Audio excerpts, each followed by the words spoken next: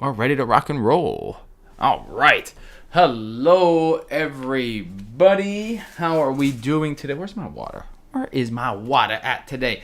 Hello, how we doing today on this wonderful, sound is good, perfect, on this wonderful Wednesday. So on this Wednesday, we are supposed to be having a special guest join us, but unfortunately I got news today that her daughter is in the ER. So unfortunately she's not going to be joining us, but she said she'll be here next week, so at least we have her for next week, right? In the next couple of weeks. So now it's up to me, right? Leaving me with all the hard work. And let me know how we're doing in here today on this wonderful Wednesday. So one of the things that I really wanted to talk about, because today and specifically this week, this month is Women's Heart Health Month, right? Really teaching. I know a lot of the women, or a lot of the audience is women.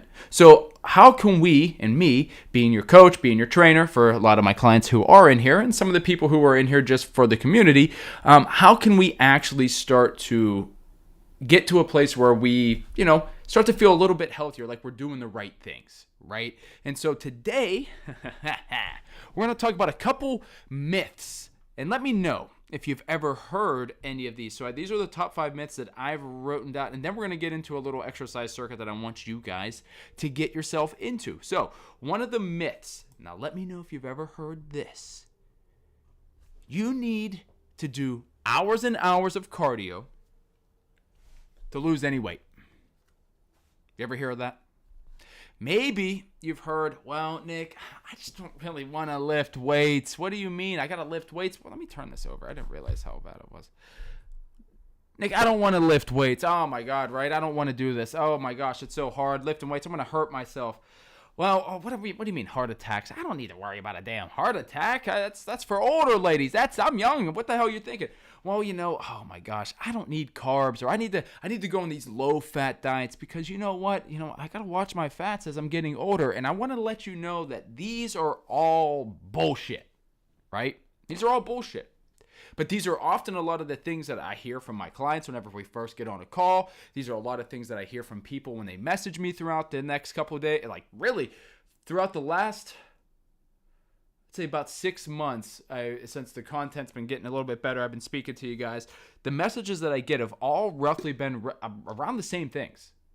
Nick, I'm struggling. I'm seeing one reel that tells me I shouldn't eat this. One reel tells me I should eat this. What the hell do I do? Every time I exercise, I get in pain. And I want to tell you, and I want to be able to explain to you why this is the problem.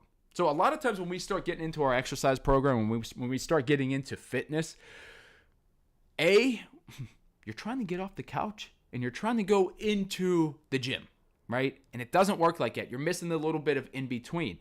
So when we think about, well, Nick, I got to do cardio. If you saw yesterday, if you tuned into yesterday's live stream, we discussed how the 10,000 steps, that whole, you got to get 10,000 steps in, is a myth. Why? Because it was used as a marketing tool for a Japanese company to sell pedometers, to track your steps. So the whole 10,000 steps a day thing is based off of marketing. So you don't need essentially 10,000 steps.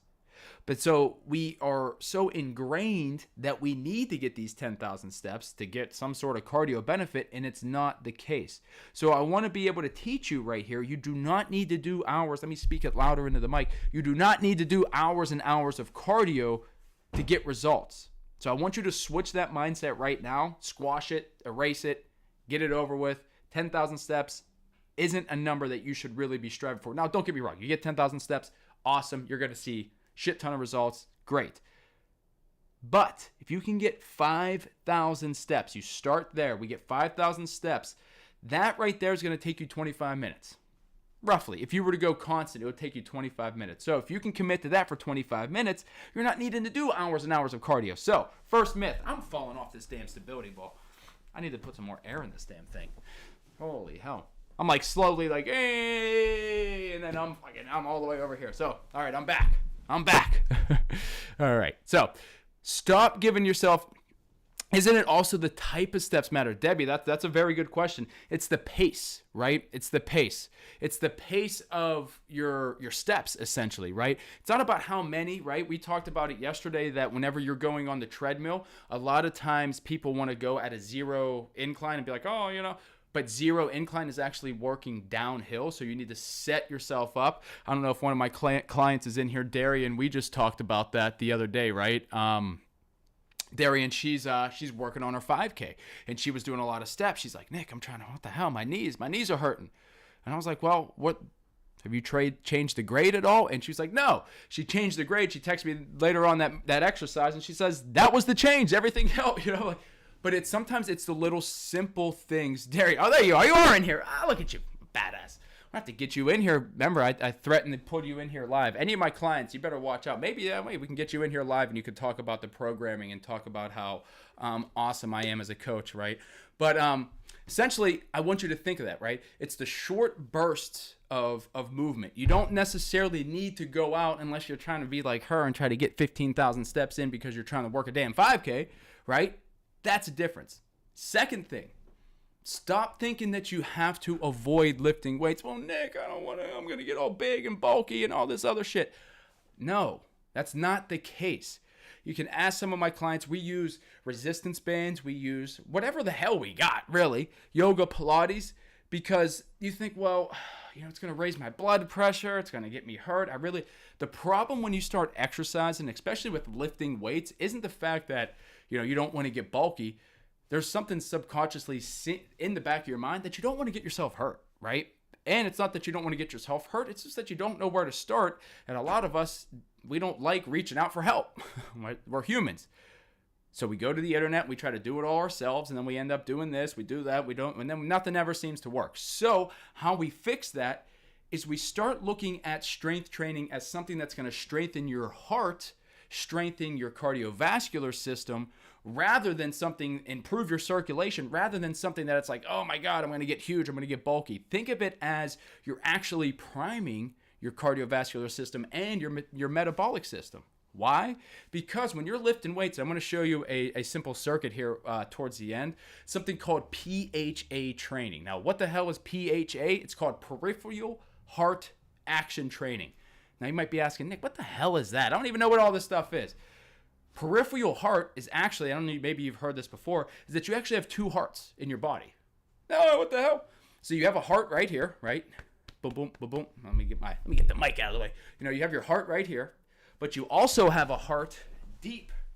Let me show you my broken leg, my chicken leg over here, right? But you also have a heart right here, which is called your peripheral heart, which is your pump, right? So it's actually a little bit deeper. And essentially what this is, your peripheral heart, is your soleus and your calf. So if you think about it, if you didn't have your peripheral heart, if you're standing here, all of your blood would just pull all the way down to your legs, and it wouldn't come all the way back up to your heart, right? You need something to pump the blood all the way up to your heart, or else our legs would be purple and blue. And you know what happens if you've ever had surgery or anything, whenever your legs are purple and blue from all the blood flowing down. So you have two hearts, right? Now I want you to think about this, is that you have two hearts. Well, it's a pump. It's a heart. But when we think of lifting weights, we also got to think of how do we lift weights but also increase our cardio at the same time? Because let's be real, we're all lazy here. We're trying to do bang for our buck. Peripheral heart action training. And we're going to talk about this a little bit later. So lifting weights, maybe you just don't know what to do. And that's why you reach out and get yourself a coach so that you know exactly what to do, right? And I want you to start thinking about I want you to start really thinking about when was the last time you have...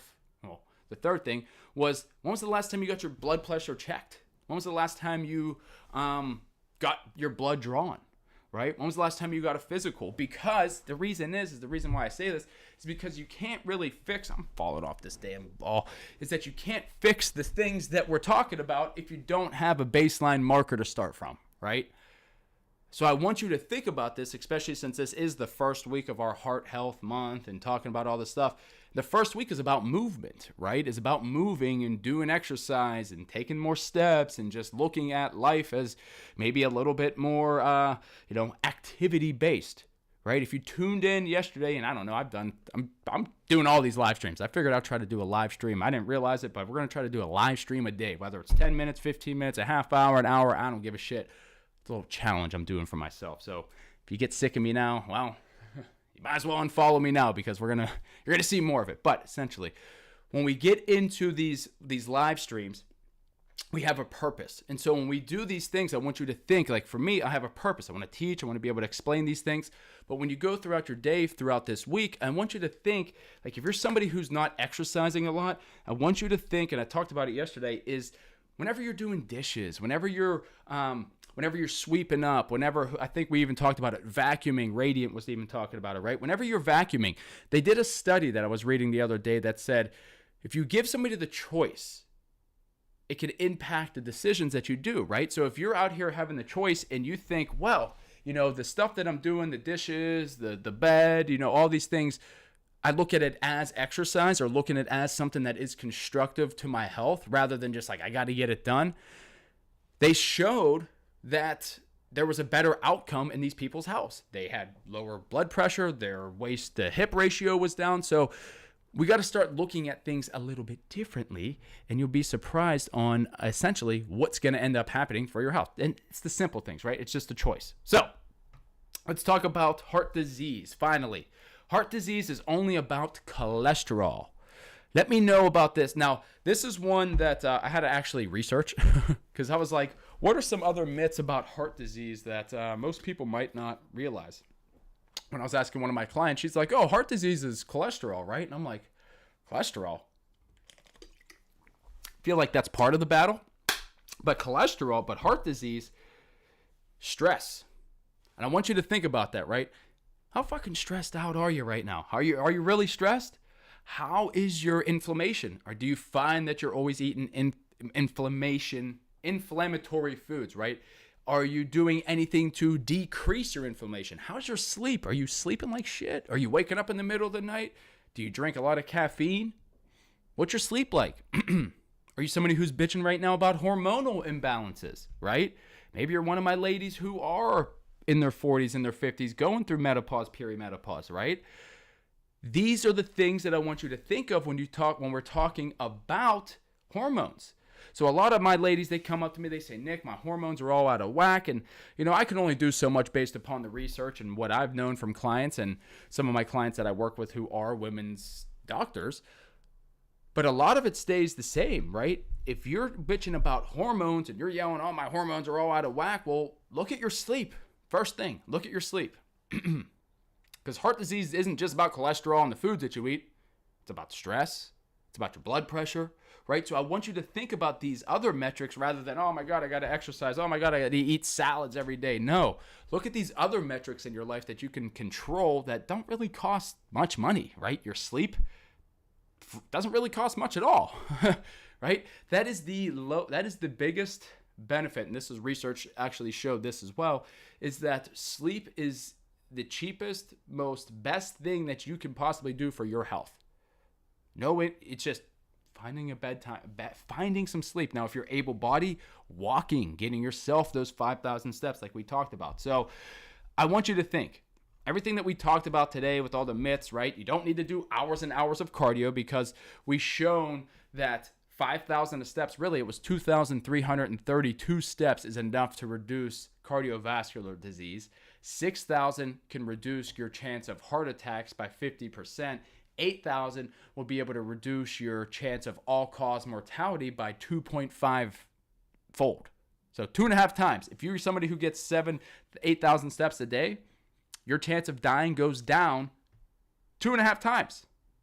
Pretty fucking cool, right? With your sleep, if you can get 6 to 7 hours of sleep, that's going to help regulate your hormones. Something called homeostasis. If you've never heard of that term, maybe you have. But homeostasis is something that is actually your body's kind of like tug of war, trying to get back to your normal. Well, if it's stressed the hell out and you're eating all the shitty food and you can't sleep, it's never going to homeostasis, so you're doing this, right? Let's try to balance one thing at a time so that we can see whatever we're doing is possibly working. And, it's the simple things like that. But you're like, Nick, I don't have time for all this shit, and I don't know what the hell to do. Well, you join us in the challenge, and this is what we're doing today. So we have, I didn't want to clap because I know, probably, but whatever. Here we go. I get excited. We're going to do our peripheral heart action training type of circuit. And now this is something that I want you to start thinking of, especially if you're some of my clients, maybe you've already seen this. But on Wednesdays, we try to get interactive. I mean, we're trying to get we're supposed to have, let me get the mic down. We were supposed to have a guest, but we'll save that for next week. So I want to get a little interactive here, is that when we think PHA, right, I just told you peripheral heart action is trying to get a upper body exercise and pairing it with a lower body exercise. So one of the ways that we're going to be able to do this is something very simple. Now, you know me, I got my bands. I had to get the same bands. Everybody's always asking me, Nick, where do you get these bands at? I got them off Amazon. I got the same exact ones. I hope they're not, I don't know who the hell she is, or he is, Jacko Fox. I don't know. But they're Jacko Fox. It's the ones I use. They're on Amazon for fucking $5. But essentially, we're going to go ahead and we're going to get the light band around our feet. So you get the light band around their feet, and then you got a peng one all around the room. And then you get your medium, and you just kind of have it handy. So one of the things that I want you to think of is you have the band around your feet. Why are we doing this? So that we can turn on our glutes. And if you can see from the side, when we go down, we're going to go ahead and just do 10 squats where you're keeping your knees kind of stacked. I don't want to see you doing this, right? You're not doing squats like this. Sink the butt back, keep the chin and chest up. You're going to do 10 of these. You're going to keep the band here engaged, but now you got your medium band, and maybe you have it around your wrist, and you're doing your pull-aparts. Now what you're doing is you're focusing on a lower body exercise, right? You got the blood flowing all the way down to the bottom of your quads, all the way down to your feet. But then now I'm working an upper body exercise, and essentially what this is doing is allowing the blood flow in your heart to work just a little bit harder, right? Because it has to pump the blood here. It also has to pump it back up to the upper body so they can do all of these exercises. What you end up starting to see is a low impact way of high intensity interval training. Now, you can look this up, and this was something that I started doing ever since my ankle injury, and it's been a game changer because I can't do all the fucking jumping and all the other stuff. I can, but it's not going to go good. I don't know if you can see. I got a little cyclops right here on my ankle, if you can see that, right? So that thing yells at me when I start doing all this jumping and all this other bullshit that you see. So you have to figure out ways to increase your heart rate that is going to be beneficial. So we had the bands. Now, Nick, I don't have any bands. What the hell? All right, well, you don't have any bands. Well, I want you to get yourself into a split squat position and use the wall, right? Look at my hand, look at my feet. You get your feet tracked. You bring your right heel up and you sink that knee down, right? You just do simple split squats. Let me show you from the side. Is that you're doing simple split squats, right? I'm not pushing here. I'm not doing this. I'm sinking this back knee, inhaling down, exhaling up. And so maybe you do 8 of these, 10 of these for each leg, but then you go to the wall and you do your push-ups where you're exploding up off the wall, right? So not only are you doing your lower body exercises, but now you're doing your upper body exercises. So it's a little push-up, a little bit of impact on your wrist, a little bit of impact on your chest, a little bit of impact on your arms, and you could do that for a circuit, right? And so you could do maybe that for 3 rounds. And now we're starting to get somewhere. Like even here, my heart rate's starting to get up. I think, let's see, where are we on heart rate? 125, right? So 125 beats per minute just by doing that. And I'm talking, I got my hands going all over the place. But that shows you, right, is that it's very simple. We want to pair an upper body exercise with a lower body exercise. Now you're like, well, Nick, I got weights. I'm a little bit advanced. Like, what the hell you mean? So you can get something like a kettlebell or your weight, and you can do your presses, right? Presses all the way up, but then going down and doing a sumo squat. And you cycle those 2 exercises down and back, and then you start to get more of a cardiorespiratory. See, the thing is that's the genius thing about peripheral heart action training. Now, I'm gonna take a damn. I gotta get a deep breath. I'm trying to teach and do other stuff. But when you do these, you start to realize, like, oh my gosh, my heart rate. Oh, right? You get cardiovascular. So it's very simple things that you can do to increase your cardiovascular that you can do at home, right? I don't even need weights. I can just do it here, right? I can just do squats. I can do my lunges. I can do my curtsy, right? And also, if you're doing a curtsy lunge, now that I got your attention, when you're doing a curtsy lunge, watch your damn knee, right? I see so many people doing curtsy lunges and then their knees doing this and doing all this. Oh my God. Keep this knee in line. Don't step yourself so far back, right? Here. That's all we want. Keep that knee in line with your ankle and toes. So often do I see like this, right? What are you trying to do? Break your damn kneecap? No. We need to save our knees, as my knees are cracking. Let me even it out over here on the other side, right? And you're going to find out that maybe sometimes it is just a little different from side to side. But whatever it is, you got to make sure that you're paying attention to these things, right? So that's something called peripheral heart action training. And this is something I teach in the program. If you are interested, and you can just DM me Core5, and I'll reach out to you to see if I can help. So if you're interested in some low impact cardio, fitness, exercise stuff, get yourself together, you just need an overall plan, guess what? I'm here for you, as I can't even take a deep breath. So, gotta train smarter, not harder, everyone. And these are the things that you can start to do, especially some of my ladies who are sitting at home. Maybe you work from home. Maybe you're sitting at, I don't want to go to the gym. Well, these are the little things you could start to do before you get yourself there. Now, if you have any questions, let me get a drink. If you have any questions, holler at me, let me know. Before I move on to our little final thing talking about, holy shit, as I fall over. So if you have any questions about the exercises, any of the exercises that work for you, let me know and we can go over it. I always forget how far behind it essentially is. But one of the things when I was researching for this particular topic was the impact on what the hell? Where was it? HRV. Now, let me know if you're somebody who has a tracker or any types of. Where the hell's my other tracker? Have you ever heard of the metric HRV?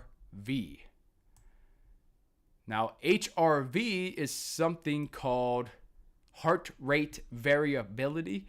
Now, this is something that is it's actually like it's a weird metric, but it actually takes control of it. How should we say this? It times the beat in between heartbeats, if that makes sense. So the heart rate variability. So this is a good metric to see, like if you're very stressed out, if you're overly exhausted, or maybe if you're really refreshed, right? Depending on how active and how stressed out the heart is, the lower your HRV number is. So this is something that has been, I think we'll start to see here in the next couple years, more or less on the Fitbit. Wasn't sure what that was. Okay, Jenny, yep. So heart rate variability has been a metric that it's kind of like I wouldn't say it's like a newer metric. It's something that's been around for a little bit, but it's something that's really specialized for you as the individual, right? There's no like target HRV number, but this is a number that if you have and you do track it, is something that you can see that's going to essentially show you if whatever you're doing is improving at your health, right? And so I want you to look at that HRV number, and especially for this month, or if you're somebody who has a resting heart rate, right? We all should. Is that I want you to see how that number increases, right? So the resting heart rate, we want to decrease, but the HRV number, we'd like to see that increase a little bit, right? Because the more time in milliseconds, that means it's pumping and then coming back. Pumping and coming back, rather than boom, boom, boom, boom. It's more boom, boom, right? So that means it's more, right? You just get a little bit more, right? And that's actually going to help lower your blood pressure.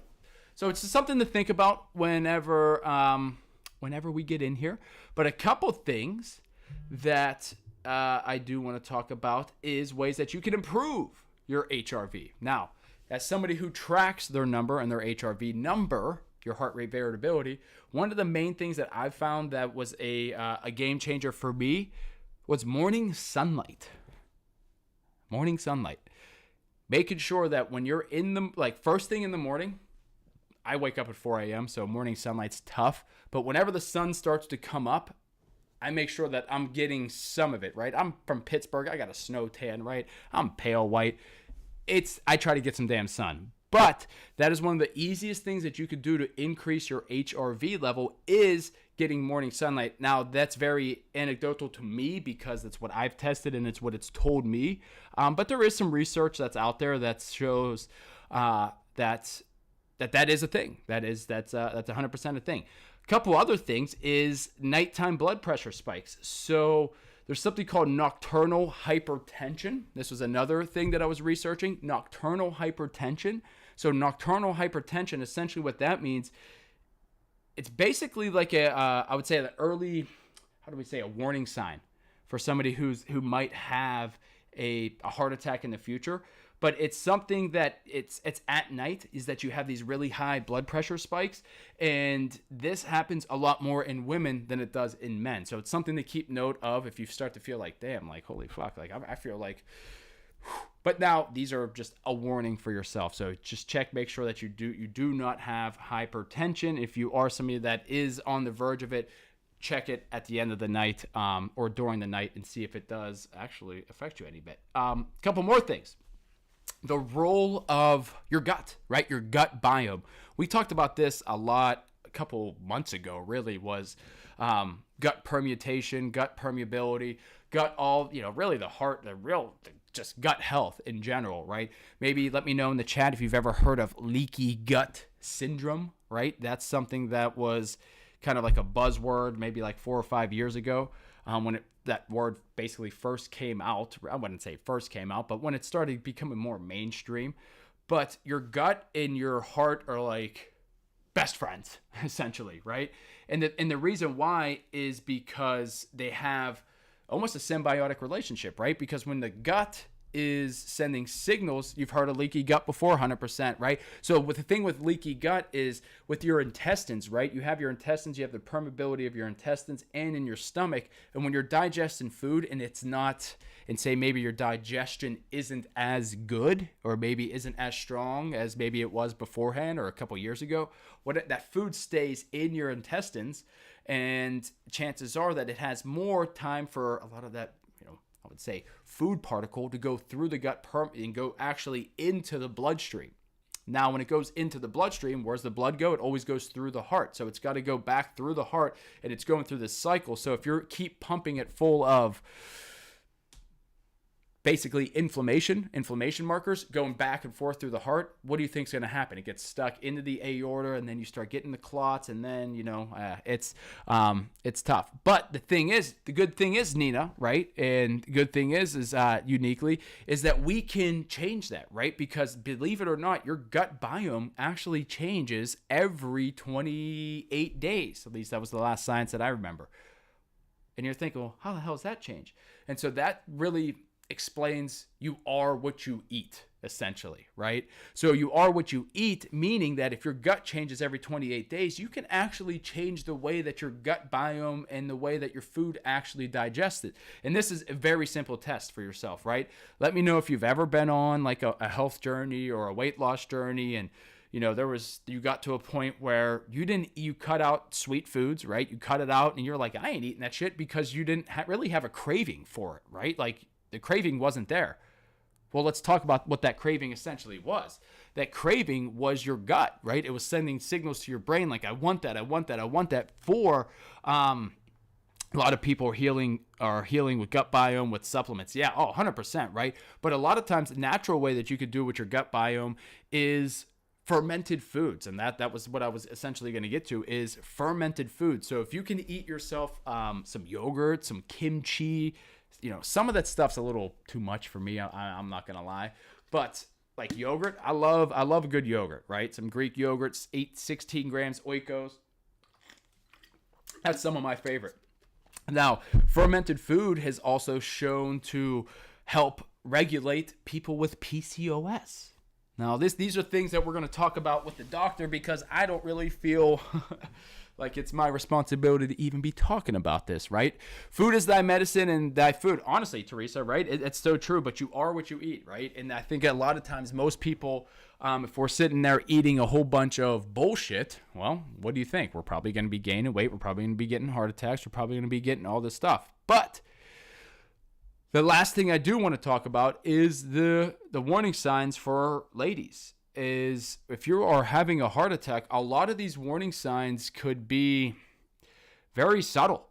Like basically a heart attack. My mom, she had a heart attack, and she said, Nick, it actually, when I asked her, I was like, did you have any symptoms? Like, did you have anything? Like, what was going on? She said, Nick, I just felt like I was nauseous. Like I just had some like nausea. And she's like, I've felt like that millions and millions of times before, but I ended up just sitting up out of bed and collapsed, right? And so it's something that's very simple, very things that you might actually, or, I'm not trying to scare you, but I'm actually trying to make you aware of these, right? So I want you to think, like, everybody is like, oh, the chest pain, oh, my arm going numb.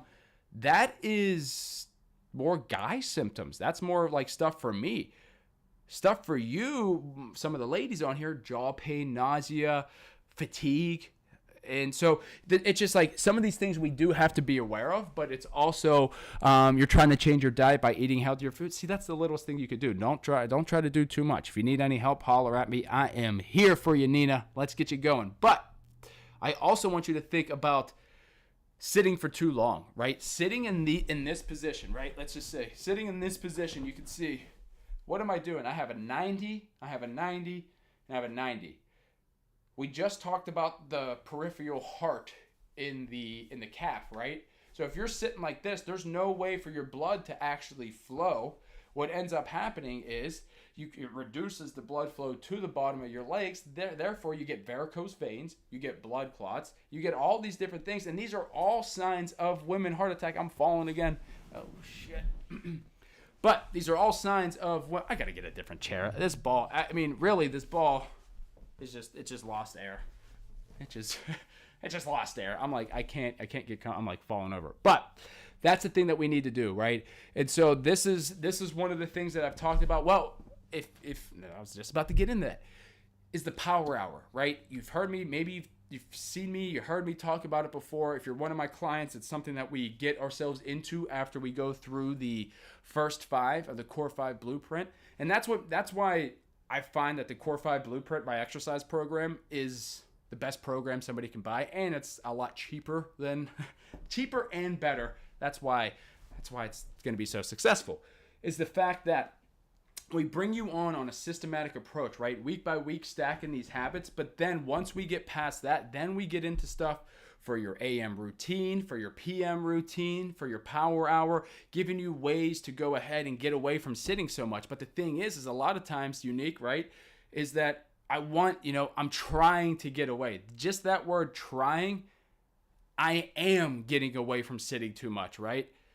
So we got to figure out that it's not about trying, it's about doing, right? But it's also about having the plan to do it, right? I could say I'm trying to run a marathon.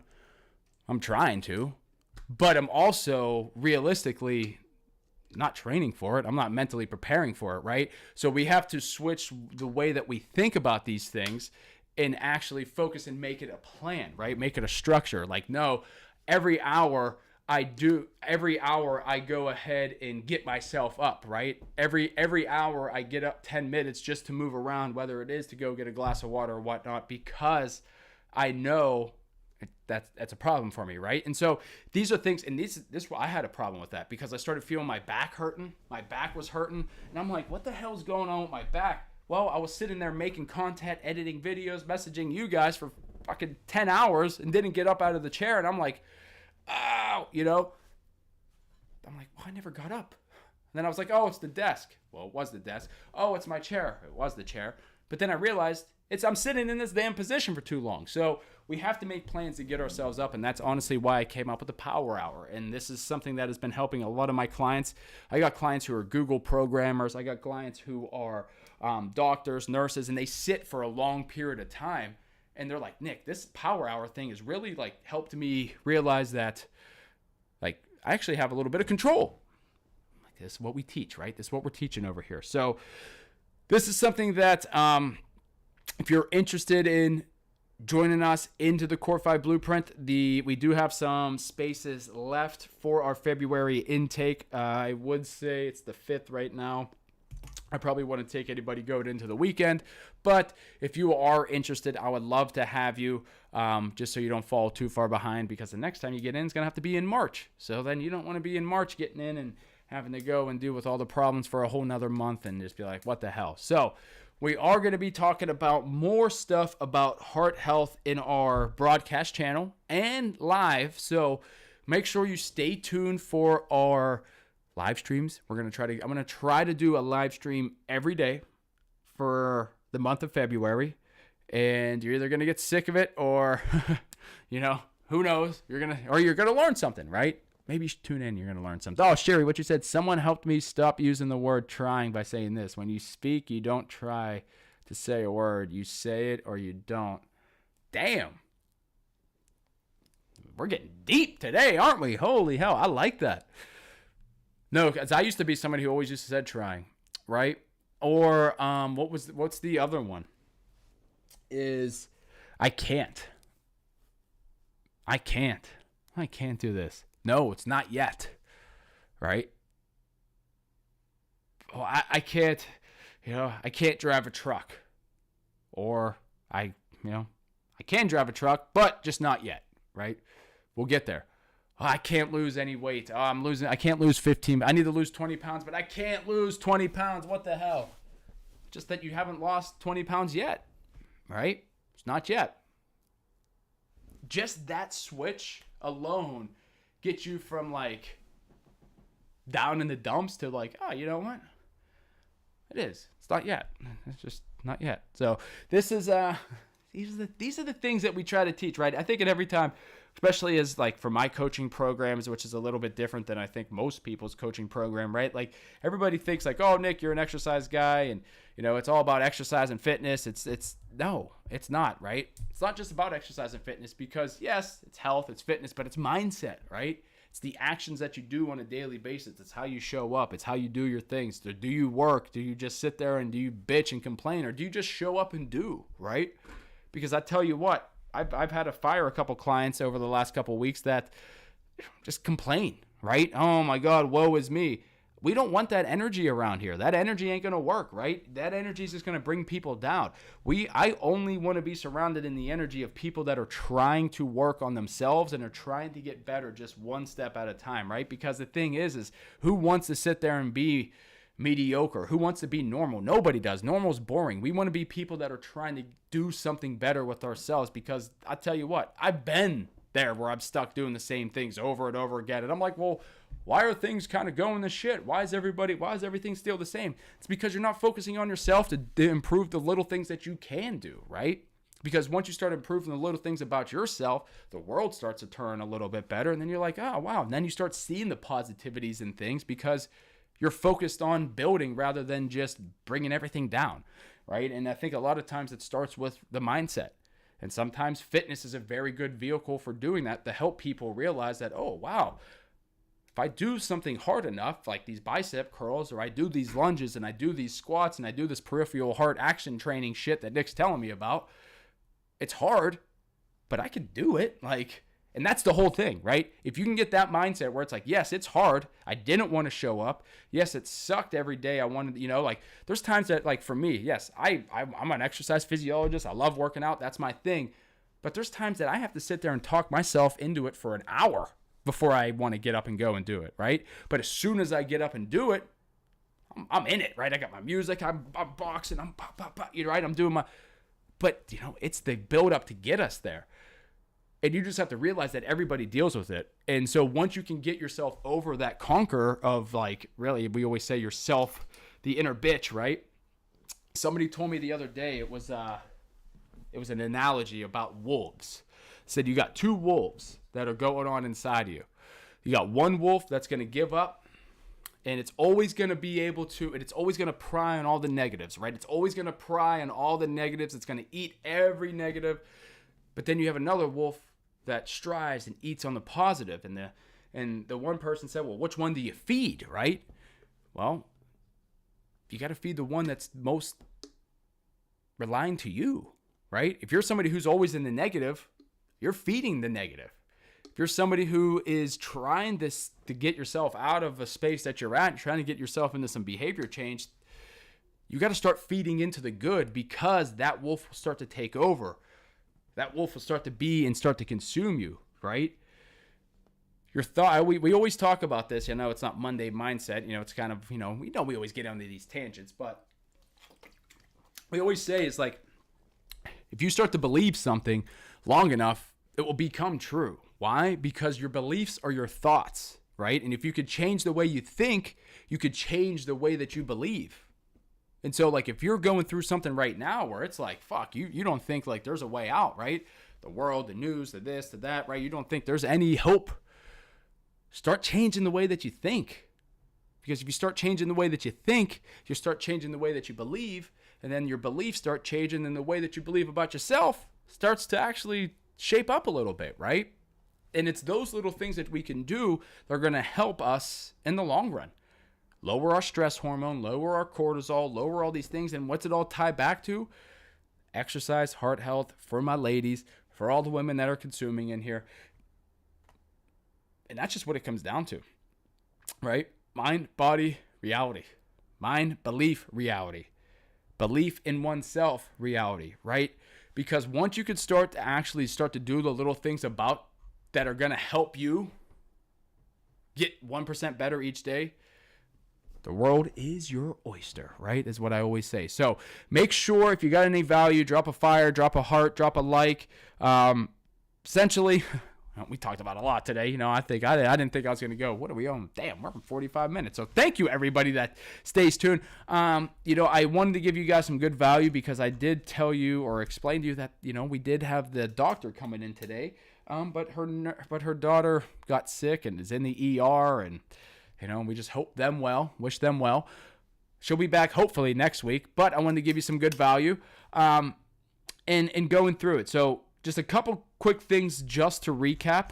You're welcome, Sherry, Teresa, don't mind. Just a couple things, just a quick recap is stop thinking you have to do endless cardio.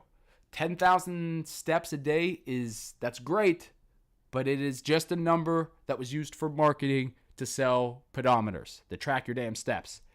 Get 5, 6, 8. Anywhere between 5 to 8, you're going to see very good results. Start with that number, 5 to 8. Let's go there. Number 2, stop thinking that, oh my God, I don't want to lift weights. I just got to do exercise, and I'm going to go to cardio classes, and I'm going to go to booty boot camps and all this other shit. No. Those are just workouts. You need to train. You need to build. You need to strengthen. You need to do things that are for you, for Nina. You need to do things that are for Sherry, right? If you're these body boot camp fucking classes, they're good for a good workout, but they're not going to get you the results that you want to see. That's why you look into those body boot camp ladies. They all look the same, right? They're all bitching about the same things. Oh, I need to lose a couple of damn pounds. I keep losing these same 5 to 8 pounds. Yeah, because you keep showing up to these same fucking classes that ain't doing shit for you, right? They might have worked the first week you showed up, but they ain't the first. It's so. Don't get me on a tangent. That's a whole nother. We could talk about that on a whole nother thing. But body boot camp classes, Start working on your damn muscles. Start trying to build some muscle. Start lifting some damn weights. Start to try to rip some tissue, so your body has to start to remodel itself, right? Specific adaptations under imposed demands. The said principle. Body boot camps aren't going to do that for you, right? Orange Theory isn't going to do that for you. You running on a damn treadmill like with a chicken with your head cut off, and then going over and doing 15 squats and then 20 lunges and then jumping on another treadmill. No wonder your fucking knees hurt, right? We know that.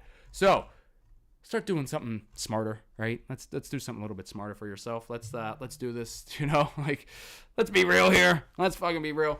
Nick, my knees hurt. Well, what have you been doing? Well, I go to Orange Theory. Oh, fuck. And I already know. And the thing, sorry, just stepped out doing a little workout. The motivation hit. See, Debbie, I love that, right? Debbie, get yourself going. I love hearing that. We got to get you into your own program, right? Holler at me. We got to get you going, right? We can't be messing around. You can't be doing these little workouts over here and there. We got to get you going in your own workout program, so you're doing it consistently. Jenny, you did boot class forever, right? I think everybody goes to boot camp classes. It's great. But the thing is you're just working out wrong, right? You're just working out cardio and doing, oh my God, I got the bar and I'm doing this, right? I used to teach these classes and I'm like, holy fuck. But the thing is there's the reason why you don't see any progress from there is because there's no progressively overload.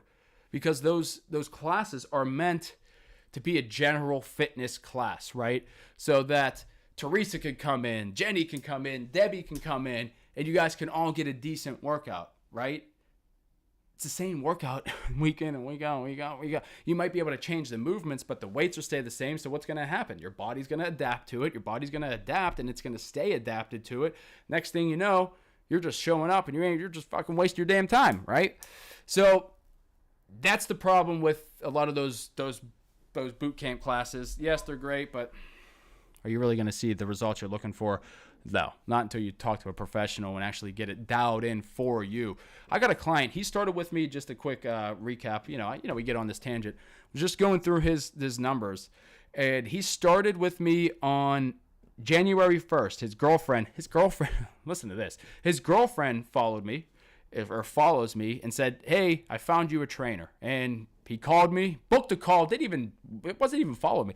Booked a call, we talked, and right now he is down 10 pounds, and we started on the 1st of January. He's down 10 pounds right now, and he said, feeling better than ever. I'm like, well, what are you doing? What's the difference? He said, your plan.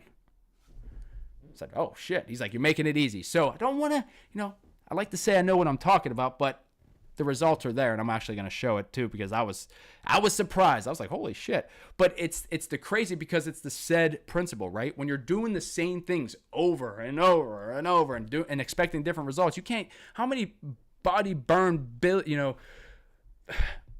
don't even want to get there. Soul cycles and boot camps and fucking, oh my God, it's just, they're just taking your money. They're just taking your money, saying, hey, thank you, bye. You got to actually start training and do stuff that is targeted for you. So, I can go on a rant for there and just keep going and going. But the third thing is lower your damn stress. Make sure that you're getting sleep, right? Make sure you're sleeping. Make sure you're not stressed the hell out all the time. You're going to these it's like a tongue twister every time I said it. These burn booty tongue twister, out of the 8-pound weights. There you go, Debbie. But when you go to these different classes and then you don't see weight, you don't see any changes, and then you go home wondering why the hell it's not working, then you're all pissed off, and then you get shitty sleep, and then it perpetuates, and it goes and goes and goes and goes and goes, and it never changes. We have to just take a deep breath, right? Take a deep breath, say, hey, what did we say before? This isn't woe is me. No, not yet. It's not yet. Still with it, stay with it, because I tell you what, even if you're not seeing results and you're still showing up, that's so much better than stop and start, stop and start, stop and start, stop and start. I'd rather have somebody in a plateau for 2.5 years than starting and stopping for 2.5 years. Why? Because that person that's starting and stopping 2.5 years they're just throwing spaghetti to the wall and hoping that it sticks, right? We don't want that. So we want to make sure that if you're in the audience and you've been following us for the last year since, Instagram decided to showcase my page to people, you start to realize that you can start to change your way and thought process around fitness. That's the whole goal. That's the whole mindset with my channel, with my page, with my coaching, right? You could get results by just watching my content. You can get results by watching my videos, my exercises, doing all that stuff, interacting there. Now imagine what it would be like if you actually joined the damn program. If you're getting all the results from my free stuff, imagine what it's like when you actually join the program, right? And so I think a lot of times with people is we have to step out of our comfort zone. If you do need some extra help, I'm here. But I'll tell you what, I'll never stop giving you guys free content and doing all the other things. But you just got to tell yourself and get yourself to the place where you take action. That's the main thing. Never stop, start, stay in momentum, and do not rely on motivation, because that ain't going to get you anywhere. And with that being said, I will see you tomorrow, because we're going live every day. So we're going to go live for some sort every day, 2 p.m. every single day for the month of February. So I'll see you tomorrow at 2 p.m. Thanks, everybody, for tuning in. And I am grateful for all of you guys for being here and part of the community. Thank you so much. And if you get any value from that, please let me know how I could be of assistance. And